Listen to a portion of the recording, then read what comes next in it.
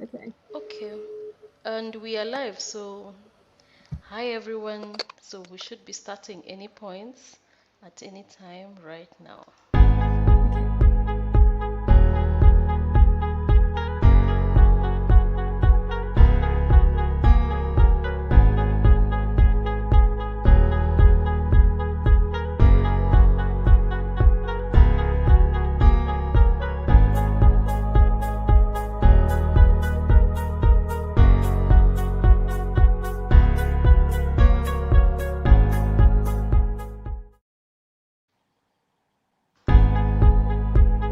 I'm just getting.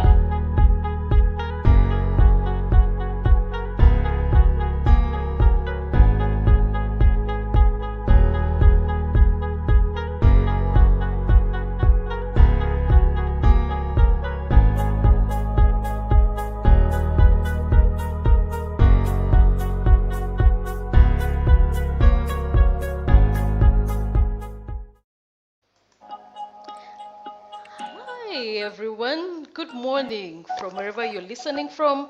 My name is Ivy Siovata. I hope you can hear me very clearly.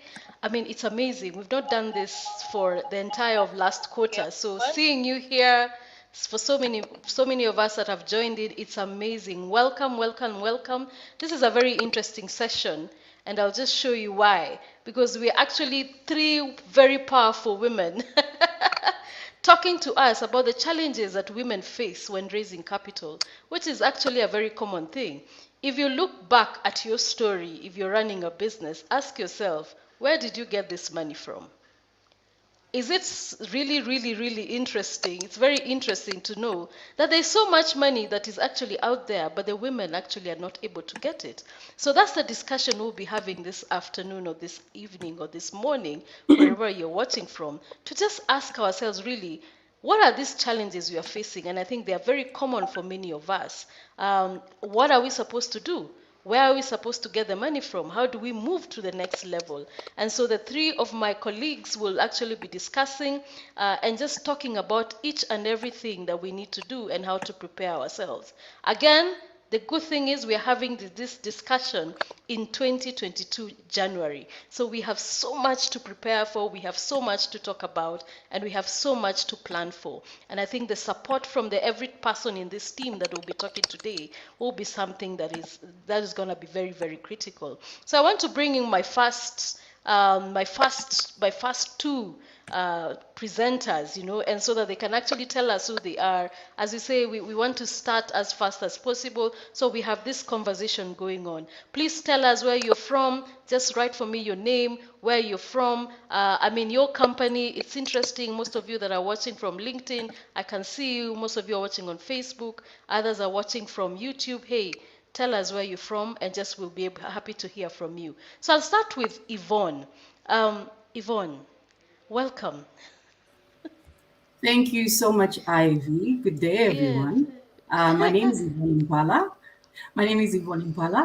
I am a partner and Chief Operations Officer at WCAP Limited. I'm a former banker and have over 18 years of experience. My experience ranges in the private sector, and my expertise is in enterprise development, financial advisory, and project management. In enterprise development, I tend to focus on governance, risk, client specialist, and risk management. And I have an MBA and accounting degree as well. Wow, amazing, amazing, Yvonne. And really, really, we're looking forward to hear from you, to listen from you, and also learn a Thank lot you. from you. Thank you so much, Yvonne. You might mute Thank you your for having mic. me. Yeah, thank you. So, Natalie, good to see you. I mean, we had these discussions last year, early last year, and here Yeah. we are again in a new year, and you're running this and you're really, really working on finance issues with many of the businesses. Please Yeah. just introduce yourself and just a bit about your business also. Yeah. Yeah. Absolutely. I'm Natalie Mpesha. I'm CEO of Trion and Co UK. Um, Basically, what we do is we help SMEs understand their finances. What I found a lot is my background is in corporate, and I worked in finance departments where we're driving business decisions by giving the management data from their business. And what I find is SMEs don't have that luxury because they don't have first of all, they don't know that the information from their business is gold, and also they don't have the capabilities. The getting analysts and people like that are quite expensive. So we offer flexible solutions for SMEs, where we give them, we partner with them to work with them on their numbers, to make sure that they're actually record keeping, to make sure that you can extract the numbers that you need from your business, and then use that to make data-led business decisions. So that's how we do. And also my greatest passion is just educating small SMEs on finance, because many people, when they hear the word finance, they're like, oh my God, don't tell me about numbers. Oh, stress. But when you start talking about money, they understand money. So it's just bridging that gap between money and finance, and just showing them it's not that complicated when you understand what you need, because a point will come when, as discussion today, you need funding, you'll need to be talking to people who you need to level up and talk their language. So I'm passionate about financial education for SMEs as well. Thank you so much, Natalie. Amazing what you say. And I mean, just going back to the viewers again, that I know you're here, please share this link a lot. I mean, we really want to have a lot of our women understand where this capital is. And as I go back, I mean, for the people that have joined in, I'm just seeing some of them. This is our presentation. We're talking about challenges that women have faced when raising capital. And one of the things we've realized is we have a lot of challenges. We have a lot of people raising capital, but ourselves, somehow, we are not raising the enough capital. Is it money that is there? Is not there? No. There's a lot of money in the industry, but how do we assess this money? And so those are the discussions we're going to have this afternoon. So this morning or this afternoon or this evening, wherever you're watching from. Yes. So maybe it's to start with Yvonne. Okay. Who are WSMEs? All right. Before I do that, I just want to talk about WCAP, Women Capital. Our business is an advisory firm. So we work with high growth SMEs that are seeking management consultancy, business advisory, or enterprise development and capital raising activities. WSMEs are basically women SMEs. So businesses that are women led or businesses that are owned by SMEs. And these are the businesses that we tend to work with. And we tend to focus on these businesses because we have realized that over the past few years, or should I say decade, or history has shown, and statistics have shown, that there has been a gender bias with regards to women SMEs having access to finances. So that is the basis of this discussion today, is just trying to see how we can then help women SMEs try and get over that hurdle of not having access to finances or not having access to funding for their businesses.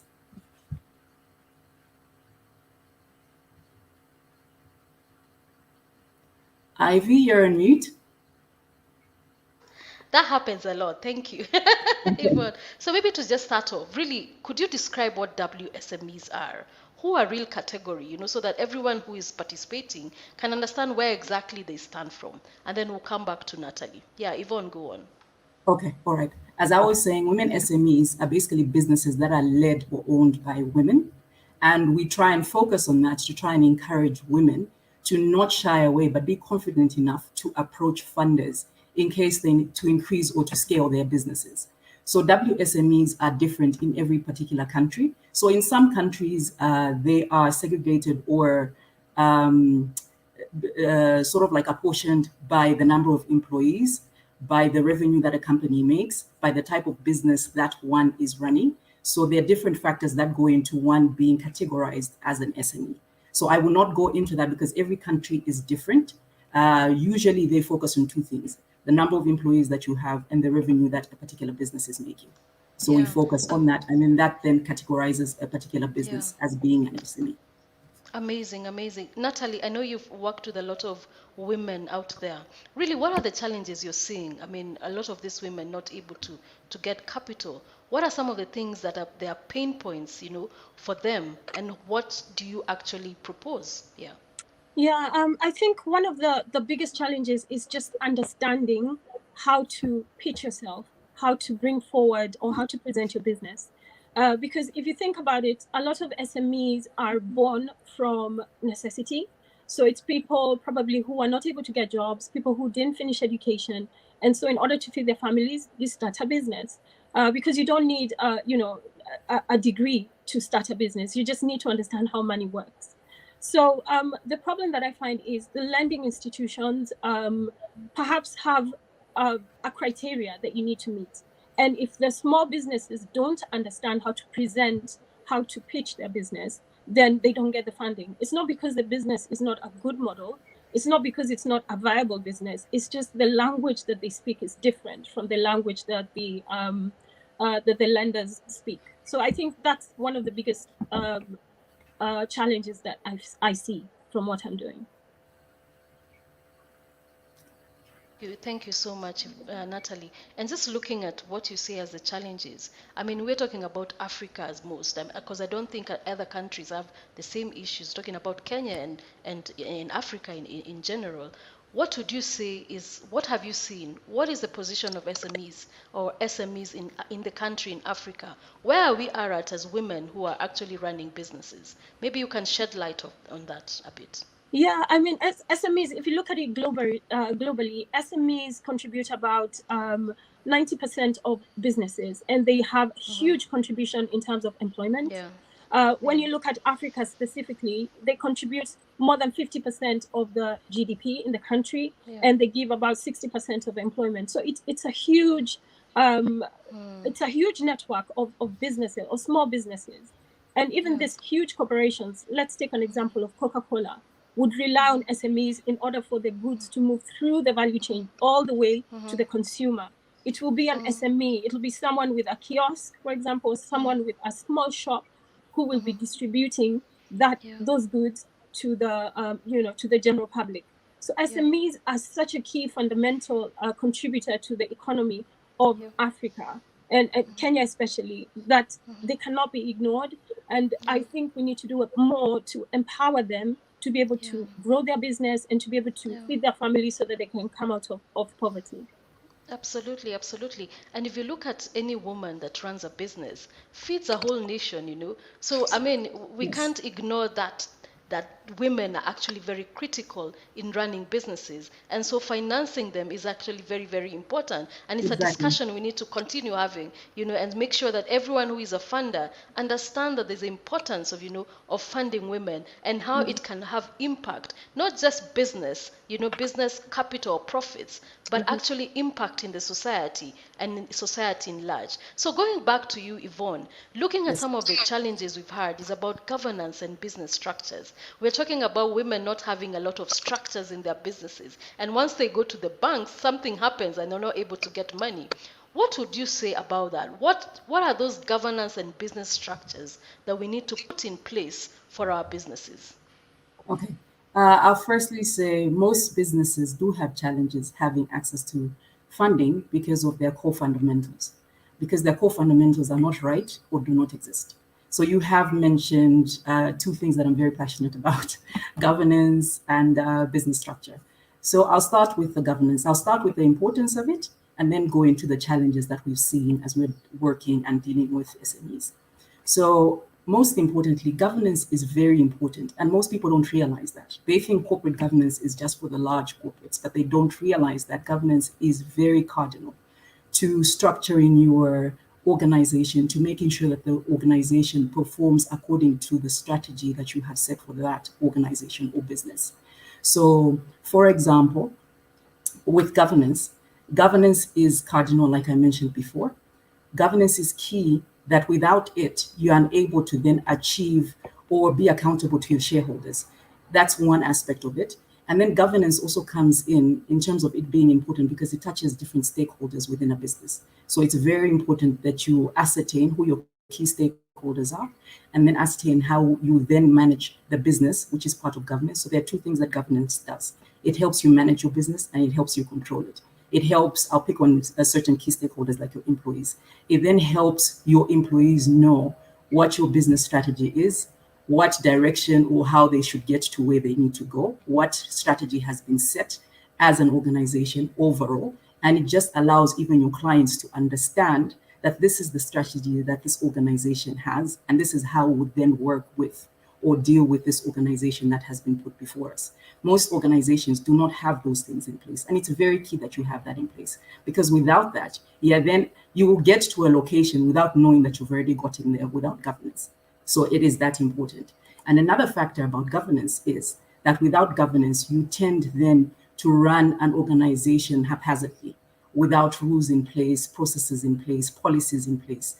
Governance basically puts a framework or a structure to any business for that business to operate effectively, efficiently, and deliver on the promises that have been made to the shareholders. That's the importance of governance. Now, when we look at the challenges that we've come across as we're working with women SMEs or just SMEs in general, we find that most people do not have. I will start with key things like regulatory requirements. So regulatory requirements, simple things like company registration. We do understand that there are certain informal businesses that operate efficiently, effectively, and are making money. But that's not the point. The point is some informal organizations or businesses should not be operating as an informal business. If they want to scale or become a small business, or then move from a small business to a high growth medium enterprise, they need to ensure that they have all their ducks in order. They need to ensure that they are properly registered as an organization. And even as they're registered, are they then submitting, or do they have proper documentation? Are they submitting annual returns, annual tax returns, which is key? And those are one of the requirements that most regulators will ask for. Do they have the right permit or license in the business that they're operating in? There was a time we worked with one of the clients at WCAP, and this client, we were assessing this client for funding. So this client was dealing in solar products. But in order for you to deal in solar products, you need to have a license that is a license or a permit that comes from a particular energy regulator. And they were operating in that business for a couple of years without that license. So these are small alarming things that you come across and you think, but should you not know this about the business? You are in this business. Should you not have done your research? And this is the aspect where governance comes in. I also touch on something like your board of directors or advisory board for small businesses. This is the importance because they give you guidance and they might come across certain things that they're not happy with, and they'll be able to guide you accordingly and make sure that you are putting things in place that need to be put in place for your particular business.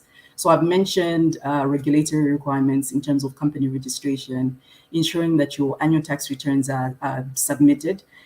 We came across, when we're doing assessment again for funding, we did come across a business that had been running for a couple of years and everything was okay. Their value proposition was perfect. Their revenues were growing, were scaling from one year to another. Unfortunately, when we did this assessment, we noticed that they were not submitting annual tax returns for like 2 years prior to that. So unfortunately, these are small things that may be overlooked by a business that does not have proper governance structure in place, but that are important to a funder because that's a key fundamental position that should be accurate and should be positive and not negatively impact the business. Because if a funder looks at this and they see that you don't file your tax returns, they tend to think, okay, shouldn't this business know better? Shouldn't this business be in a particular position to be able to run efficiently and know that they need to file their taxes? This is core fundamentals, business 101 for every entrepreneur. So then the funders start questioning the management capacity of this business. So these are just examples of structure failures that are in place or that are not in place for certain businesses. And because of these challenges that we come across, businesses then face challenges when they're going to funders to raise capital because funders will frown upon this or look negatively upon these things not being in place. Another aspect that I'm talking about is risk. So for example, entrepreneurs or business owners not knowing the risks that a business might face and not having mitigation in place for that risk or for those risks that a business might face. Again, the funder wants to see an entrepreneur that's confidence. You do not want to reduce the confidence that the funder has in your business. You want to come across to the funder as someone who knows what they're doing. So if your governance issues are not in place, then it has a negative impact on your application for funds, be it from a financial institution or be it from an individual that's funding your business. Another thing is compliance issues. Like I mentioned, tax was one of them. Tax is a big thing. I think for every funder that's out there, taxes, even for a regulator, you could be penalized for not having your taxes submitted at an appropriate time. So those are a few challenges that are there. And then I'll go back and look at your business structure or your management capacity within the business structure. So business structure is very, very important. It defines what your organization is all about. If your business structure, your business model, your business strategy is wrong, your organization will not grow. So you'll be in the same position for a couple of years because you don't have those core fundamentals in place. And of course, if your internal stakeholders do not know what your business strategy is or do not understand the rules or procedures that have been put for that particular business structure, then it affects how your organization again will grow. And then again, when you approach a funder for capital, they will then frown on your business and how this business is being run. So that's why, for example, business structure would go back to your management capacity. Your management capacity then is very important because just having a person who's got a successful business, who's got one successful business and is running one successful business gives confidence to the funder as you approach them because they see the background. This person has a track record of making sure that whatever they touch or whatever value proposition that is put before them, they make a success out of it. So that builds confidence with the funder. So management capacity is very important. Your business strategy is very important. What type of value proposition do you have? Does your value proposition actually make sense? Is it viable? Is it profitable? Because at the end of the day, no funder wants to invest in a business that's not going to make a good return for them or not going to increase the revenues that you currently have.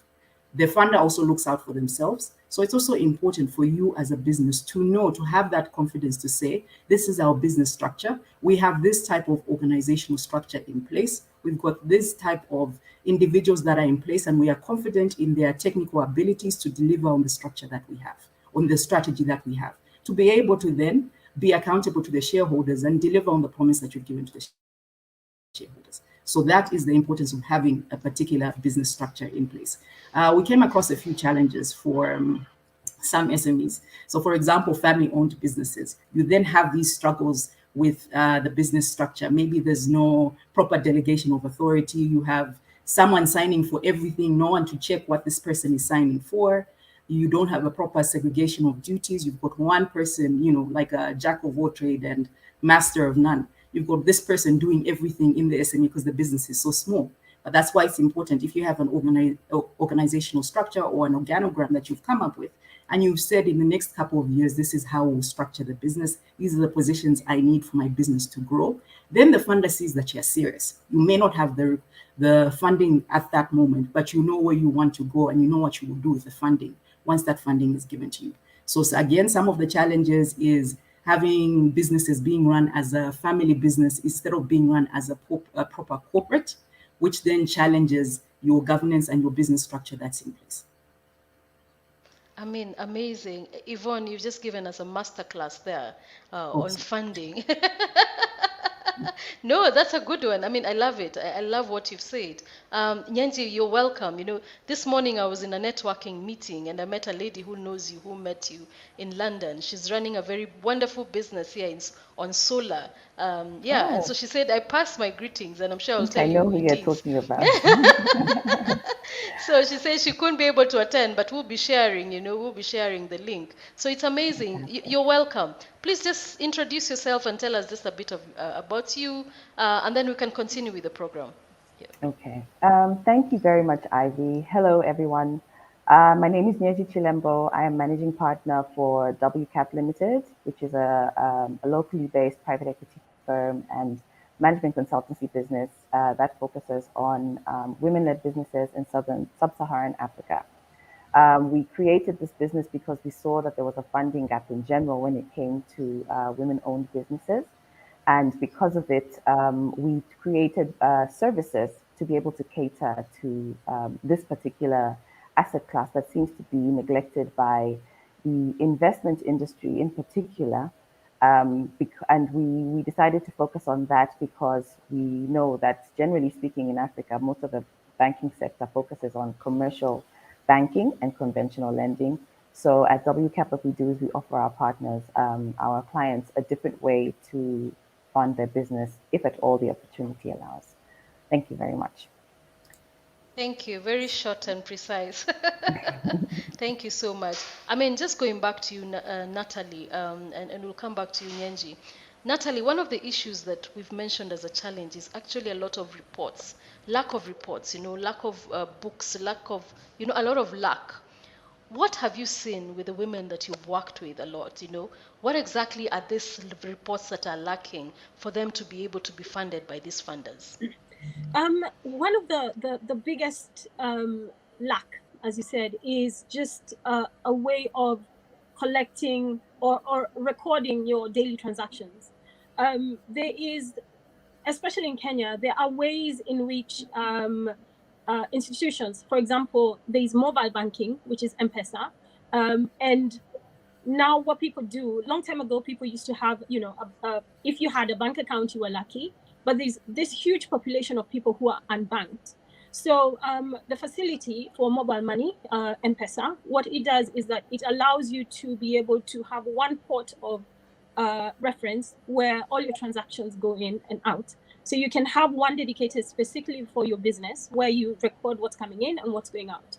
So solutions like that are what a lot of people are lacking. And sometimes there's this huge problem where there's no separation of your own personal finances and your business finances. So everything is pulled together. And when you're trying to analyze how your business is doing, you really can't, because that same port is what you're using for your business, and it's exactly the same one that you're using for your personal.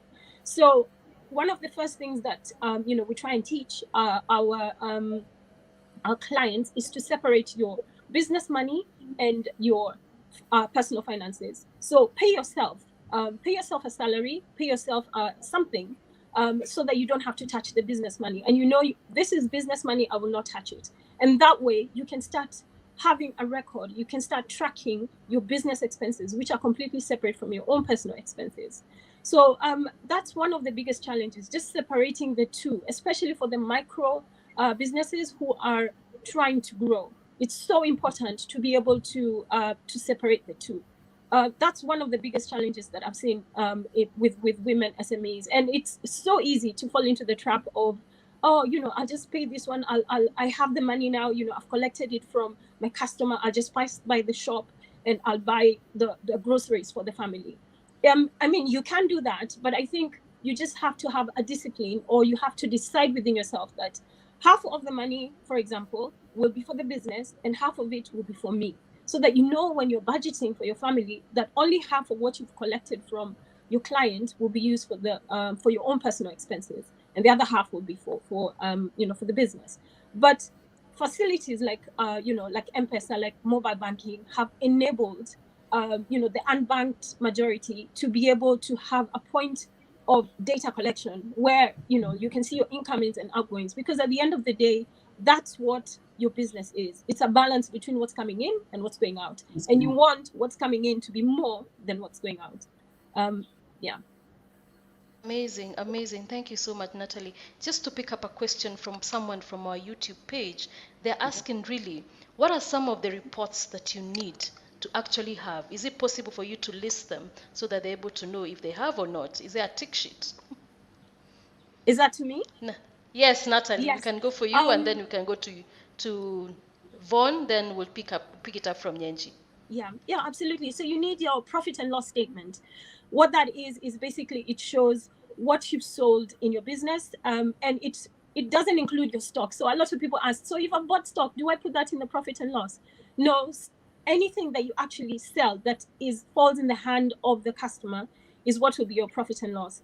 And many micro businesses, especially, what they fail to understand is that there is a difference between selling something for a profit and running a profitable business. So when you have a business, you have to include all the costs in your business. So that includes like the lighting, the rent, transport from point A to point B. All those are business expenses. So when you're looking at your profit and loss, that's what it will tell you. It will tell you, yes, you sold this for this amount, but it also looks at, yes, how much you bought it for before you sold it, but also the costs of your whole business. So that's what the profit and loss will do. The other thing that lenders will need is a balance sheet, and what that shows is the value of your business. So if you have stock, if you bought a lot of things before you sell it, that's where it will show. And a cash flow statement. Now, all this might be terminologies which are scary to many small businesses, but there are so many, for example, Facebook groups. There's so many places where you can go and learn about these things, but also you can engage an accountant who can make sure that you have these things available for your business. and that you don't have to do it yourself. That's one of the things. As a small business owner, many people tend to want to do everything themselves, but you just have to learn how to outsource to the people who are experts. And accounting is one of the things that you should really outsource, so that the accountant can prepare those documents for you and make sure that you have everything you need to get ready for funding. Okay, amazing. Thank you. Yvonne, you have anything to add? Yeah, I won't talk too much about finances because Natalie Yeah. has addressed that. I think Yes, for yes. the medium enterprises, just making sure if your business has been running for a couple of years, some Yeah. funders even might even request for audited financial statements, or just Yeah. ensure, as Natalie has said, make sure you have your monthly management accounts being prepared, either by an in-house accountant or you can outsource that Yeah. facility. Yeah. I'll talk Yeah. about everything else in terms of should you have a report or a checklist. Yes, it's advisable for a business, either when you're starting a business or when you've reached midlife in terms of the business cycle. It's important for you to have a particular checklist and check as you're having these monthly management meetings with your board of directors or advisory board. Just check that everything is in place. You can start with, like I mentioned, your regulatory issues. Do you have all the Yeah. requirements that's needed? So check as you're starting or continue operating, make sure you check everything that is required for your business to continue Yeah. operating. Are you Yeah. compliant with that? So make sure any statutory obligations with regards to your internal stakeholders, your employees, is there anything else that you need to submit? Is there anything, any license or permit that you need to register for? Do you have Yeah. the necessary policies in place? So that's another checklist you need to have. The qualifications for you to say, I'm holding this position or I'm running this Yeah. particular role. Are those Yeah. qualifications in place? Do you have a track record? Those are simple things that you should have and put in place as you Yeah. continue running your business. Amazing. Thank you so much. We are on top of the half an hour. Everyone, welcome again for the people who've just joined in. I mean, we're having this discussion on finances. Amazing, amazing discussion. And moving to the second point, where always when you ask anyone, what is the problem with your business? They always say, we have no money. And so that's a common statement. Whether the business has grown, whether the business is actually making billions, always the issue of money is an issue. Access to finance is a main problem, Nyenji. So exactly what really, why does this exist? What is the problem? I mean, why is it we're still not making money even when you have money and we still need more money? Yeah. I like that. Why are we making money? Why are we not making money even when we have money? Just leading on from what Natalie and Yvonne have talked about, all these fundamental issues that they've highlighted are very important when it comes to considering funding from financial institutions. Um, Financial statements are the number one problem usually when it comes to SMEs.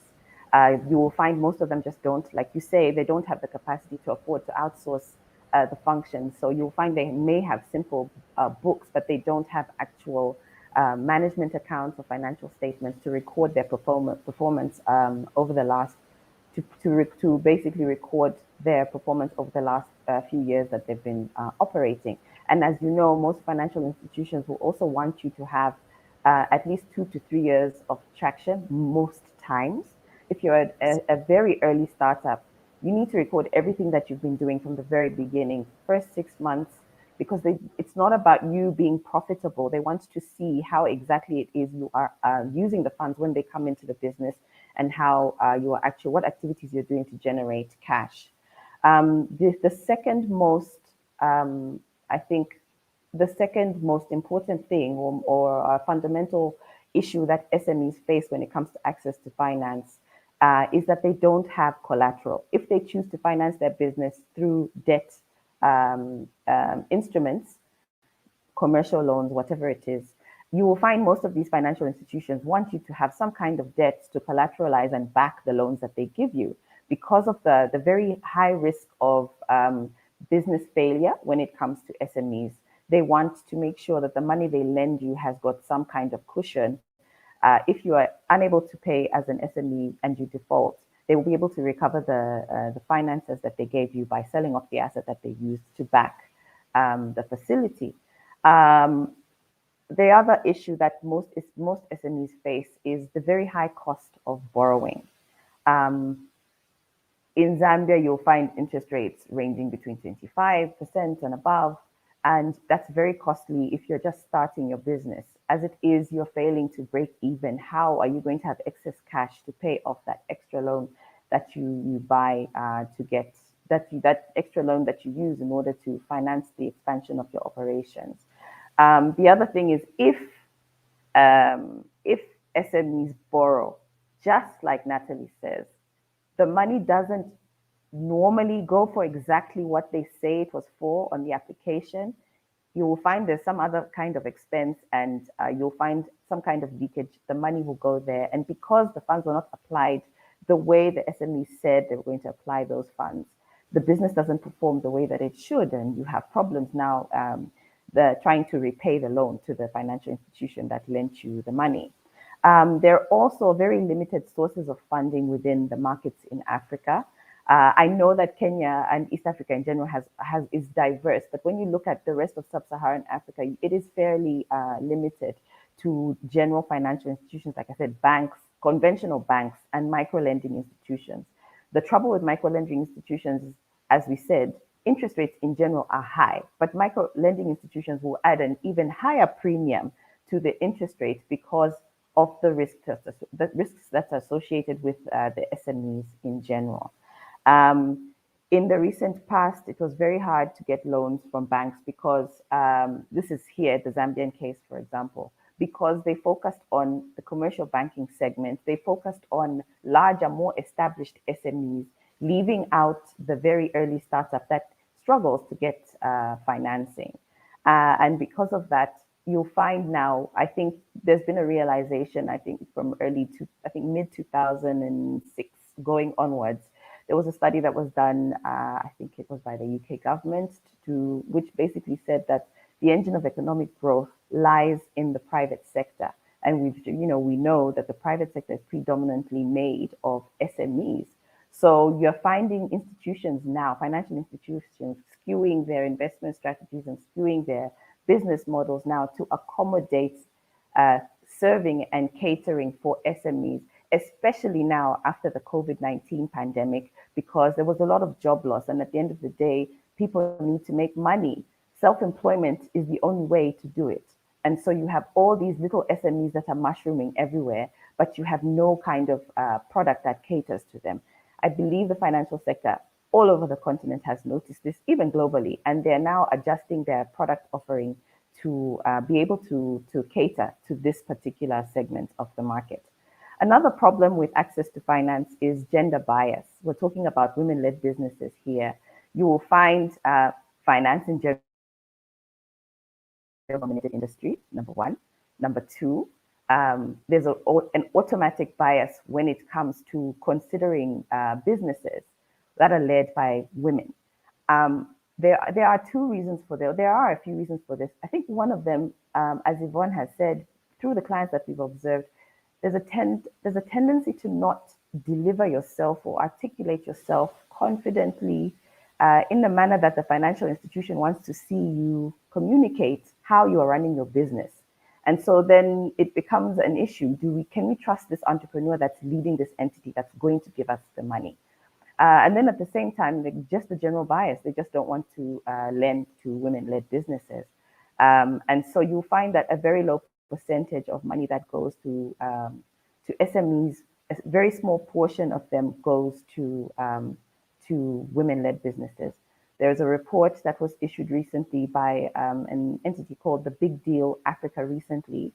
They said they do data analytics, and they collected information across Africa and said that just last year alone, $4.3 billion went, in terms of private equity money, went to startups in Africa, but only 0.95% of that 4.3 billion went to women-led businesses. So there is a problem here, and there is some kind of bias for one reason or another, whatever it is. But in general, it's difficult for women-led SMEs to access finance from the investment community and from the banking institutions. I've talked about how important it is to have financial statements. There's also the quality of the documents, the business proposal that you give to the funder that's going to consider you for funding. We've seen so many there are a lot of problems in general. People think they know. We've come across this many times. People will submit and say, look, we're looking for money. Here it is. Our business plan is perfect. So, just get it funded. But you will find that there are fundamental flaws in the business plan or proposal that they give. And it's not their fault, because SMEs tend to have a skills gap, which I'm sure Yvonne might have highlighted. And especially with the fact that SMEs tend to be family-owned businesses, you will find that if there's no accountant or if there's no business manager in that family, then there's that skills gap that exists. So they're submitting these incomplete documents that don't particularly highlight the business model, the business strategy that they're going to be using in order to scale their operations. There are structural flaws within the business. That reflect also in the document that they submit. Maybe there's a complete, just incorrect cash flow projections, which are very important. The financial institution or the funder wants to see how it is you're going to generate cash once you put money into the business. There are so many other reasons, but generally speaking, you will find one of the reasons that they just don't even make it to the next stage is because the quality of the proposals that they submit to these institutions just do not meet the bar for the institutions. Why is this the reason? We talked about the lack of business acumen for entrepreneurs, but there's also the lack of there's no financial, very low level of financial literacy within these institutions. And we've also talked about not having the right financial management capacity within these entities. So it's very true. You need to outsource these functions if you don't have them within your business.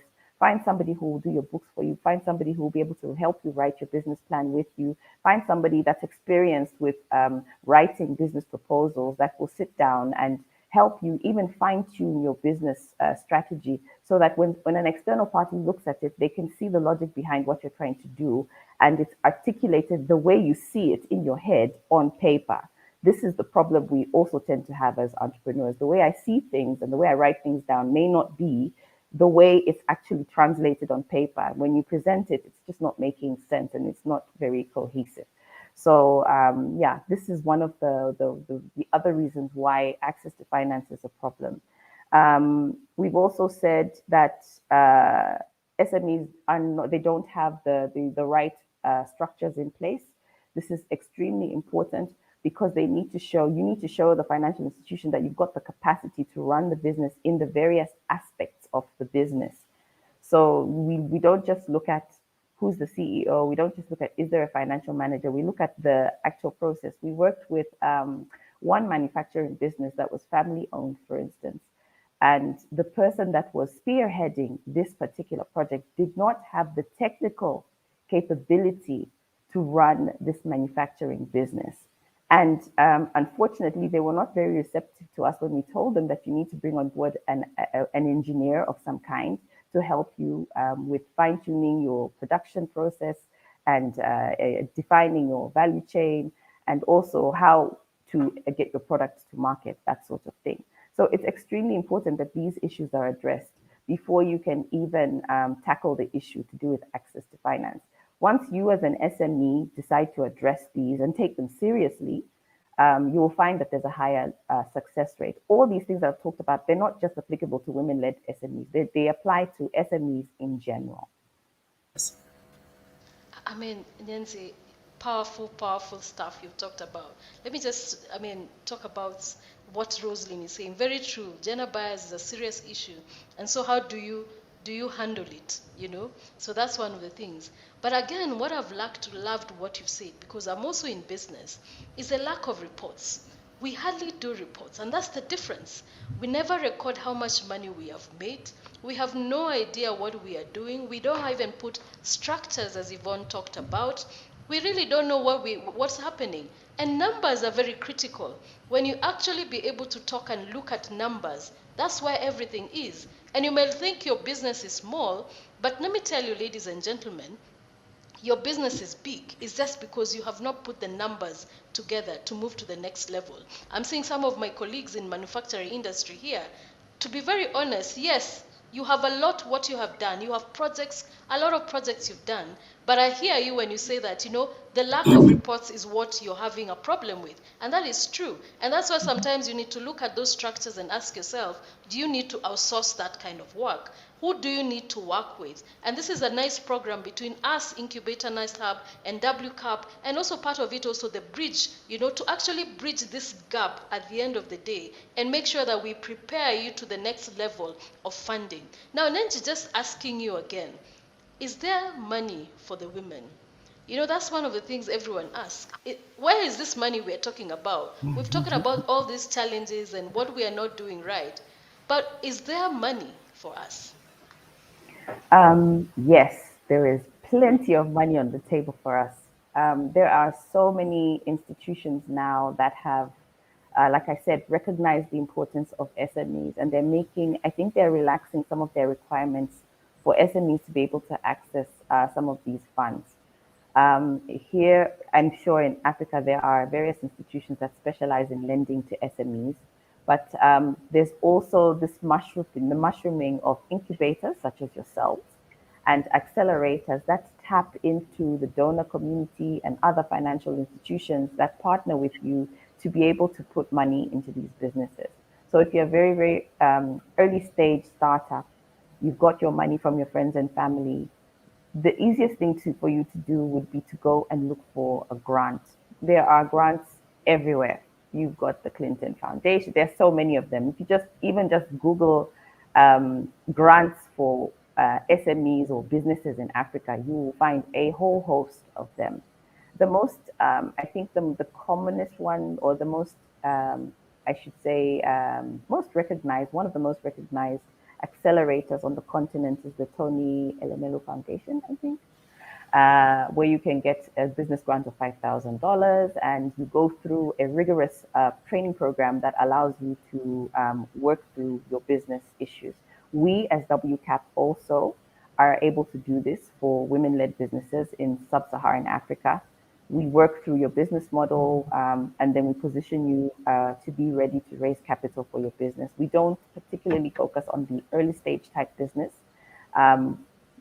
We prefer to deal with businesses beyond 3 years because this is what the investment ecosystem wants to deal with.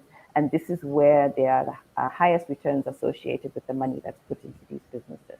So yes, there is money. It just depends on how much you're looking for. It also depends on the stage of development that you are at as a business. But we can, you can always reach out to us and we can guide you accordingly. Amazing. I mean, I love what you've said. And I'm just going to post a link of a Google form that you can actually sign up if you really need to look into capital. And why three of us are here, it's very important for me to say. Incubator and Natalie, we work a lot with the early stage to prepare you to the next level. Because most of the early stage, or actually the startups, you have a very good traction of business. It's just a matter of 1 year and you're able to actually get funding at the end of the day. And so the program is so much to prepare you to get money. And WCAP are actually sitting with a lot of money. Let me just brag and say that. And I'll want also Nyenji for you to talk about some of the programs you have and some of the funding that you have actually seen and how that can actually benefit the women. Yeah. So we have an advisory program. We do have an investor-ready program because we focus on private equity. So our emphasis is on businesses that are looking for strategic partners that will come into the business and put money into it and stay with the business for a few years for it to grow and for them to get a return in terms of profits and return on their investments as well. So we've been running our advisory program for the last 1 year, and we've had 2 cohorts and worked very well with them. Now we are all the businesses that we've been dealing with have progressed to what we call the capital raising stage, which means after we take them through our advisory process, because like we've been saying before, these companies that come to us looking for funding just do not meet the bar. And we work to iron out the kinks before they're presented to financial institutions. So we deal with them and we've taken them to the capital raising stage. We've had success rate. I think in total we've raised, I don't think I'm at liberty to say, but we've had a success rate and we've raised quite a bit of money for some of the SMEs that we're dealing with, going into the $1 million digits if you want. So yes, money is available, and if one is looking to finance their business, they should approach either Incubator Hub. We work very closely with them as WCAP, and we can align you and get you primed for funding. Thank you We so pass it. much. I mean, yeah. So we have one question from Rosalind. How do you handle that, the anxieties involved? Because when you get the capital, you're quick to start not thinking about regulatory requirements. So I'll ask Yvonne to just start, then also Natalie can pick it up. Yeah.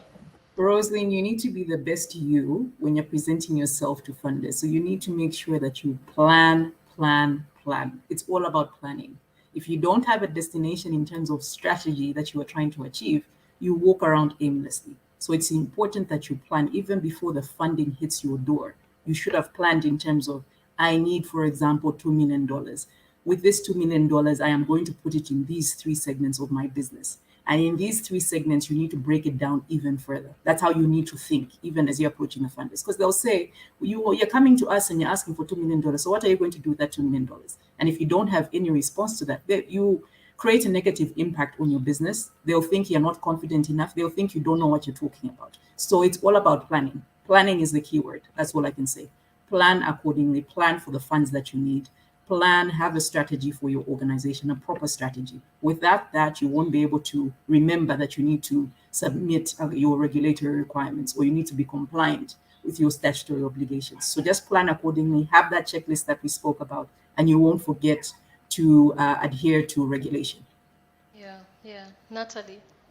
Yeah, the other thing I want to say is what we find with the really micro small businesses is the mindset. So when you're looking for funding, when you're looking for capital, you'll get to a point when now you're accountable to somebody else. So when you started your business, you only had you to be accountable to. If you spend the money on X, Y, and Z, you have nobody to explain that to. So the anxiety comes in when you now have to explain how you spend the money. So just having your mindset ready that you will have to report back how you spend the money. It's not your money, it's the business's money. Again, separating yourself from your business. It's money for the business, it's money to get the business from point A to point C, and you need to explain how you spend that money. So just preparing yourself in that mindset, because we worked with small businesses where even to get the financial statements is such a huge thing.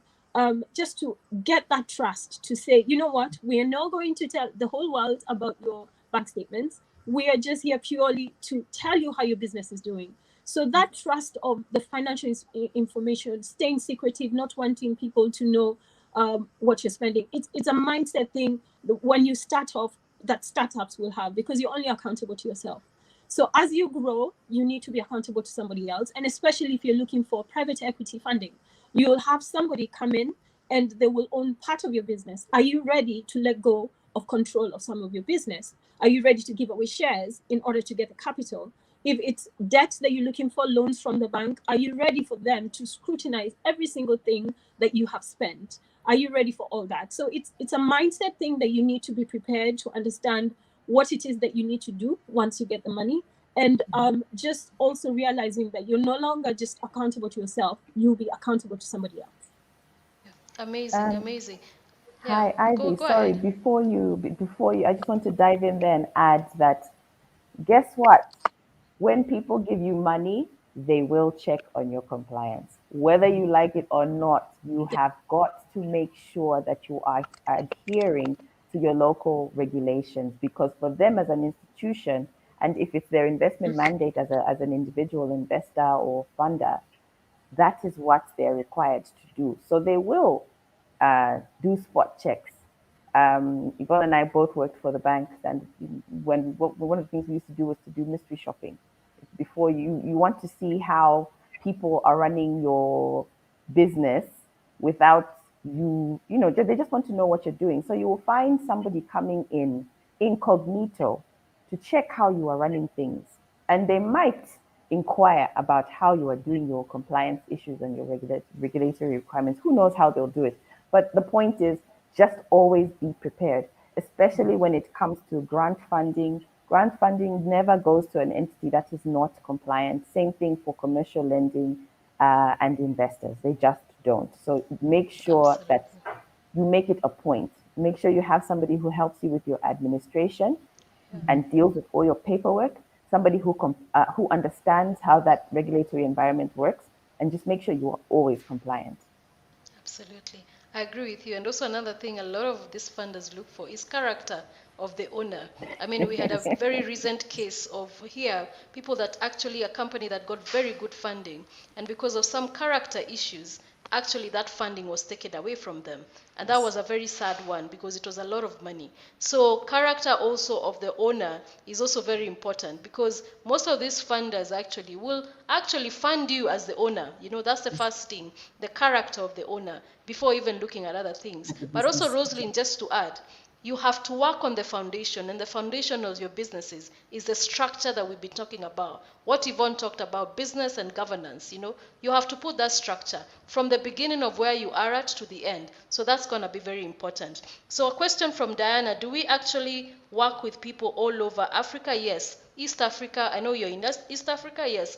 So we actually East Africa and Africa. So just sign up and we'll be able to have a discussion with you. Now, another question for you, Nyenji, and I think we'll pick it up.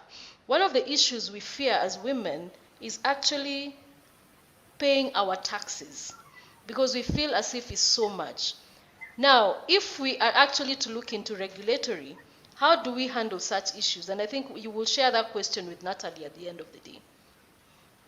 Okay, how do we handle regulatory issues when we deal with tax? Whether we like it or not, you have to declare how your business has been operating. And the way these systems are created now is they're linked. So they can see it's linked to your bank account and your tax identification number. Authorities will be able to know if you have been depositing your money, that is, how much money you make as a business. And so, whether you like it or not, you just have to meet those tax requirements and pay the taxes. Always accommodate for taxes in your business operations. Without that, you'll be fined and possibly even blacklisted, and it's to the detriment of your business. So, just make it a must to always address tax issues in your business. I think Natalie Oh, might have something else to add. yeah, Yeah. Natalie. I think it's also a case of being prepared. So with how to manage your money. So when your money and you've split it, your personal money, your business money, when you look at your business money and you have an accountant to now help you with this, there are many things that you can deduct as business expenses because they are business expenses. So remember in the beginning, I said there's a difference between selling something for a profit and running a profitable business. So as a business, there'll be other expenses that you yourself, you might not have thought about, but an accountant will be able to sit down with you and say, no, actually, you moving from point A to point B every day in order to sell your things is a business expense. So you deduct all those things from your business. And at the end of it, you will have now the actual true profit according to accounting standards that you've made. And that is what you pay tax on. So I think a lot of the time, the fear is in thinking, oh my God, the tax will be on everything. It's not on everything, it's just on the profit that you have made. So if you split them and you have genuine business expenses which you've already deducted, those you don't pay tax on. It'll just be on the profit, which you have a good accountant, you can work it and make it obviously as little as possible. That's your interest. But there are other ways of there are other forms of taxes like VAT. So VAT again, you would need to make sure you have an accountant because you don't want to overpay. You need to record how much VAT you're collecting from your customers, but also how much VAT you yourself are paying to the suppliers when they charge you VAT. It will be the difference that you need to hand over. It's more like you're collecting it from a customer and then you're handing over to the government the difference. So if you don't know that, you're always thinking that the government is taking money from me, but it's actually different ways of compliance that you need to make sure that you do. You can have nil tax returns, if you can show that I have collected more than, I have actually paid more than I have collected, the government actually would be the one that owes you some money back. So it's just having a good accountant that will be able to have a look at your numbers for you. But there are also other ways that you pay tax that you don't realize. For example, especially for the small businesses, think about like agribusinesses. When you go to the market, you have a market stall. You'll have someone from the council coming around picking, a small fee from everybody. That's a form of tax. You have a shop, again, you'll have someone from the council coming every month picking a small fee from everybody. That's a form of tax. So sometimes you already are paying tax, and it's not as bad as you think. You just need to understand what it is and allocate money in advance for that, and not spend all of it on yourself. Yeah. Absolutely. Absolutely. Last question for Yvonne. I mean, what are some of the industries that we look at when we're looking for funding? Are there certain industries that are more attractive? Could you talk about that more? Yeah. Okay, we as WCAP will look at various industries. Definitely more attractive would be energy, fintechs, tech ed, agriculture. I think those are mainly some of the ones that we would definitely focus on. But then we're not, sometimes depending on the type of funder that you're looking at, they also look at different aspects in terms of the social impact of what the business is bringing to the table. And they also look at the environmental impact that the business is bringing to the table. So different funders look at different things. We as WCAP have a set list of any industries that we prefer working with. But funders, and some funders are non-specific, some funders are specific. So I would believe those are the ones that we'll be working at or looking at.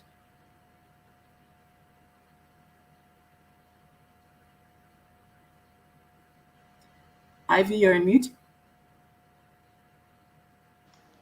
It must be the excitement of how money is so available. So, so anyway, ladies and gentlemen, this has been such a fantastic discussion. There is no way that we don't have money in our businesses, because the money is there. But what I might take home has been reports, reports, reports, working on things that really, I'm here, I'm back, Wendy.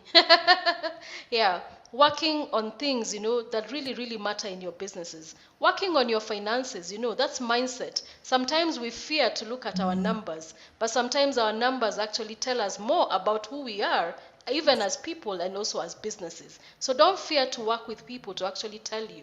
And I always use the analogy when people are actually giving you money. If I was to borrow money from you, you will need something from me. Actually, I'll become your slave in different ways of saying it, because you will want me to be accountable for the money you have. Every time I'll look out and say, what have you been doing? It's the same thing with anyone who gives you money. There's no free money anywhere. People will have to ask you questions. So for you to be accountable, then you need to actually put up the right systems. And that's why we are here as a team, to really help every woman put up systems in their businesses so that they're able to get this funding. WCAP sits a lot with a lot of this funding, and we want to make sure that we have a lot of you actually getting into these industries, and who are in this industry, and that I see very good people around here, just be able to actually assess this kind of funds. We also, as the Incubator Nest Hub, we are here to support you, to bridge that gap, at the end of the day, with a bridge program, so that we're able to actually work with you and make sure that we are moving you to the next level. And especially women in technology, we want to have as many of you get into technology. So don't be shy, to actually work and be vulnerable to actually work with you on your businesses. So thank you so much for everyone who has come in, everyone on LinkedIn. I see you, I've gotten your questions. Thank you. We actually send again a form. Please sign up as much as possible. We are so happy to actually have a sitting and just have a discussion and see where you are at and how we can bridge the gap for you. So thank you so much for your time. What will be your parting shot, Yvonne? Quick one.